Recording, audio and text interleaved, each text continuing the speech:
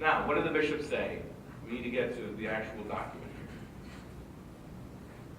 here. The document is divided into three major parts. Part one is the one we'll be spending more time on. Part two is applying Catholic teaching to major issues, a summary of the policy positions, etc. In that section, they talk a great deal about specific policy issues. Since we're going to talk about that and some of those things in the next hour, I'm just going to leave that part alone. And the third part is very short, just some bullet points. It's a page long, so we won't discuss that very much. But we'll focus on part one. Okay? Part one is divided into several sections. Why does the church teach about issues affecting public policy? Who in the church should participate in political life? How does the church help Catholic faithful to speak about political and social questions? And what does the church say about Catholic social teaching in the public square? Okay. So we'll go through those briefly, so we can get to the real meat of the matter. So why does the church teach about issues affecting public policy? The document says because the church cares about human dignity.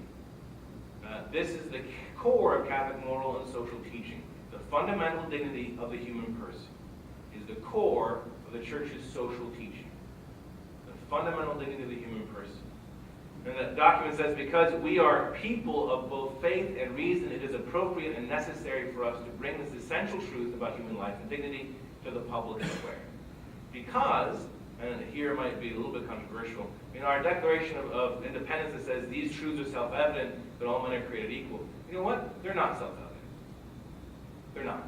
If they were, we wouldn't have had wars and killings and torture and all sorts of things throughout all of human history.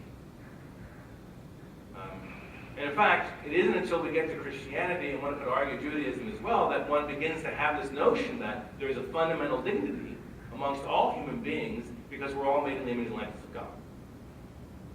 It's not self-evident. It's only in the context of a Catholic or Christian culture that the founders of this country, some of whom weren't even Christian, could say this is a self-evident truth. Because it's not self-evident, because our human nature tends to denigrate others, to violate their dignity, because of that, and I think it's something we've all experienced, because of that, we need the church. We need the church to stand out in the public square and say, no, there is a fundamental human dignity that must not be violated. And that's why the church teaches about issues affecting public policy, to defend human dignity. Who in the church should participate in political life? This is what the document says. Participation in political life is a moral obligation. All the baptized are called to participate. We are all morally obliged to participate in the political process by virtue of baptism. Why? Because as baptized Catholics, and one could even as baptized confirmed Catholics, we have an obligation to speak the truth about the dignity of the human person everywhere, especially in the public square. Participation can be voting, and it can be seeking political office. But it's at least voting. So yes, we have a moral obligation to vote. A moral obligation to vote. And only under very strenuous circumstances could one decide, no, I'm not going to vote. And we'll talk about that in a little bit. But we do have a moral obligation to vote, if we can. And that's something we can encourage pastors to talk about as well, right? Without getting involved in the politics or who to vote for, any of that stuff, go out and vote. Go out and vote. Participation should be shaped by the moral convictions of well-formed consciences and focus on the dignity of every human being. Our participation should help transform the party to which we belong. We should not let the party transform us in such a way that we neglect or deny fundamental moral truths. That's for everybody to hear. John Carr used to be the head of the department of the USCCB that handles these sorts of issues. I thought he had a pretty good line. He used to say, as Catholics, we are politically homeless.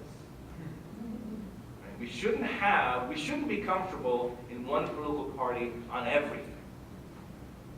Now, it could be that there might be, but there isn't right now. There isn't.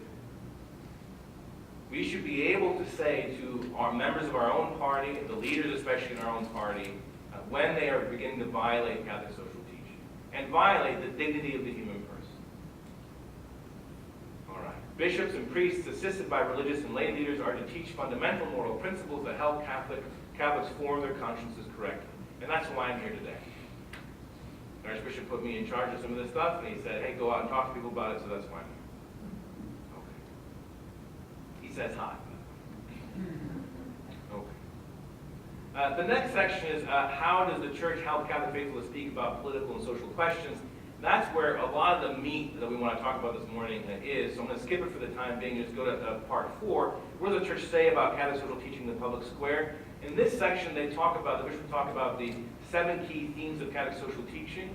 They expand on that. There's a handout that's available on the side if you haven't gotten it that goes through all that. So I'm not going to go over that right now.